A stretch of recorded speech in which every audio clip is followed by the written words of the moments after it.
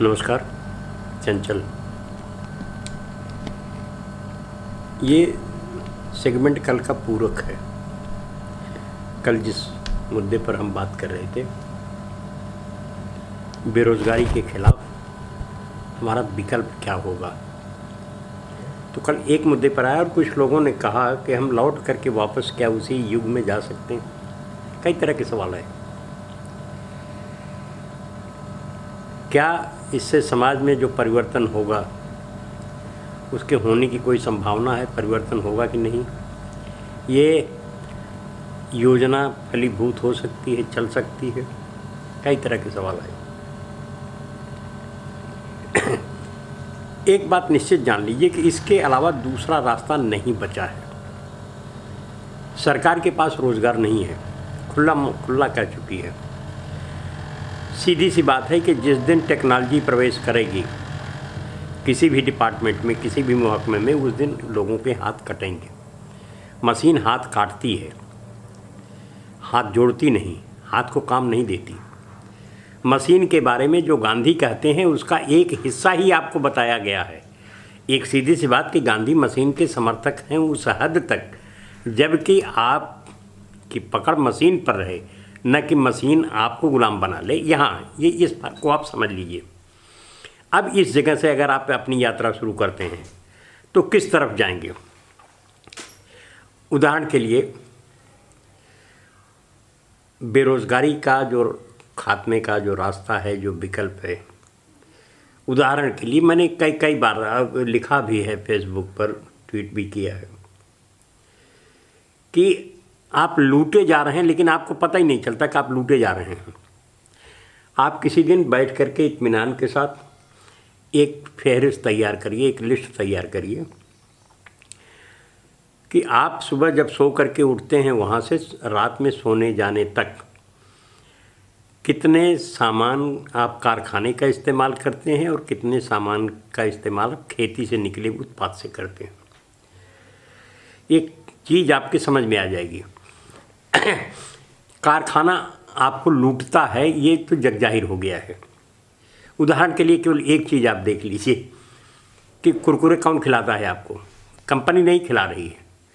कोई फिल्मी एक्ट्रेस आ गई मुस्कुराते हुए, कोई फिल्मी एक्टर आ गया, आपके चमड़ी का गोरा रंग एक हफ्ते के अंदर कर रहे हैं।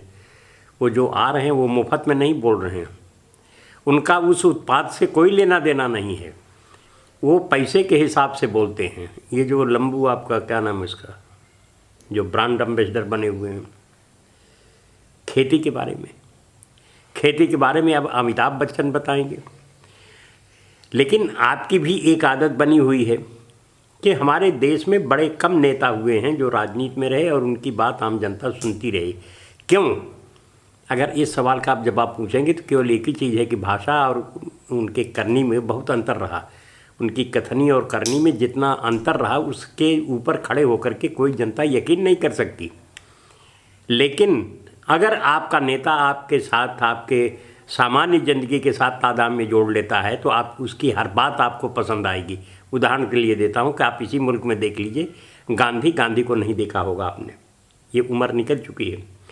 लाल बहादुर शास्त्री की बात याद होगी कि वो प्रधानमंत्री होता है, अपनी फटी हुई धोती खुद सुई से सिलता है, और वो जब एक दिन केवल एक आवाज़ लगाता है, टीवी पर स्क्रीन पर नहीं आता, केवल एक बयान देता है कि हम एक दिन भूखे रहेंगे लेकिन हम किसी देश के सामने झुकने नहीं जाएंगे अन्न के लिए। सारा देश एक दिन भूखा रह जाता है।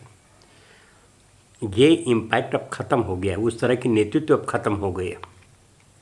उस तरह के रास्ते पर चलने के लिए आप सबसे पहले ये व्यवस्था कर लीजिए कि आप सबसे ज़्यादा, देखिए मैं कल से भी कह रहा हूँ, लगातार इस बात पर जोर दे रहा हूँ कि विरोध और विकल्प साथ साथ तैयार रखिए। उदाहरण के लिए, हम सारी दुनिया जानती है, मानती है और तैयारी कर चुकी है, ये हिंदुस्तान को छोड़ करके, कि प्लास्टिक सबसे डेंजरस चीज़ है, ख़तरनाक चीज़ है, किसी भी फार्म में रहे।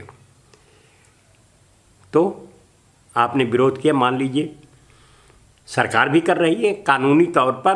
भाषा, कम से कम भाषा के सवाल पर तो उसने मान लिया ना, भाषा की तरह तो कह रही है कि हाँ ठीक है प्लास्टिक गलत है, लेकिन उसका विकल्प क्या है? उसका विकल्प केवल एक ही चीज़ उनसे कह दीजिए कि साहब कि जब प्लास्टिक की उम्र ही अभी 30 साल की है, उसके पहले जब प्लास्टिक नहीं था तो क्या था, उसका जवाब आपको मिल जाएगा। तो उस जवाब की तरफ जब आप जाना चाहेंगे तो आपके पास दोना है, पत्तल है, प्राकृतिक चीज़ें हैं जिनका आप पर्यावरण को बचाते हुए आपने रास्ता निकाला हुआ था। मिट्टी के बर्तन हैं, अब उसके लिए विकल्प तैयार करना पड़ेगा। तो जब हम इस विकल्प की तरफ बात करते हैं तो लोगों को, जो अतिवाम हैं, जो अति समझदार हैं, बुद्धिशील हैं, उनका कहना है कि तुम समाज को फिर पीछे ले जा रहे हो। भैया, हम समाज को पीछे नहीं ले जा रहे हैं, हम कह रहे हैं कि ज्ञान के साथ, आप शिक्षा के साथ ज्ञान जोड़ दीजिए। बस इतना मैं मांग रहा हूँ कि आप मुसहर का लड़का है, कुम्हार का लड़का है, लोहार का लड़का है, उसको शिक्षा भी दीजिए और साथ साथ हुनर भी दीजिए, ज्ञान भी दीजिए। नहीं तो एक कहावत है जिसको पंडित हजारी प्रसाद द्विवेदी ने अपने बाण भट्ट की आत्मकथा में भूमिका में लिखा कि बाण बाढ़ गए, 4 हाथ पगहा भी ले गए। तो आज जो पढ़ाई लिखाई के है कि हाई स्कूल, इंटरमीडिएट या ग्रेजुएशन करने के बाद लड़का ये भूल गया है कि भैंस की गांठ कैसे बांधी जाती है। जब उसको पगहे से बांधना पड़ेगा तो कैसे बांधा जाता है, वो नज़दीक नहीं जाता। तो हम इतना डिटैच अगर इस तरह की शिक्षा से होकर के जाएंगे तो कैसे काम चलेगा। तो पहले मिजाज बनाइए कि हम उस शिक्षा की तरफ चलें, उस शिक्षा को स्वीकार करें कि जिसमें हाथ और हुनर का रिश्ता बने और इज्जत भी साथ साथ चले। और जितना पैसा हम बाहर जा कर के ठेला खींच करके, रिक्शा खींच करके, परिश्रम करके घोड़े के अस्पताल में दम तोड़ दे, वो शिक्षा नहीं, अब गांव में रह करके ही आपको रोज़गार की व्यवस्था करनी पड़ेगी। कल हम आपको एक डिटेल, आपको फिर नए सिरे से उसी विषय को कंटिन्यू करेंगे, उसी विषय पर चलेंगे और कल आपसे बहस करेंगे कि क्या क्या चीज़ें होनी चाहिए। और आपसे दरख्वास्त है कि आप अपना एक लिस्ट बना करके आप बताएं कि मूल समस्या क्या है, उसका समाधान कैसे हो सकता है। कुछ आप बताइए, कुछ हम, और एक साझेदारी का संवाद बने। इन्हीं शब्दों के साथ आज आपसे विदा लेता हूँ और इसको सब्सक्राइब करिए। कुछ लोगों की शिकायत आई है कि बगैर जी के उसके ये हो नहीं पा रहा है, तो आप लोगों से निवेदन है कि जी का अकाउंट खोल लीजिए, उसके साथ आप हमारे साथ जुड़ जाइए, सब्सक्राइब करिए और हम एक साथ मिलकर के संवाद की स्थिति कायम करें। धन्यवाद, शुक्रिया।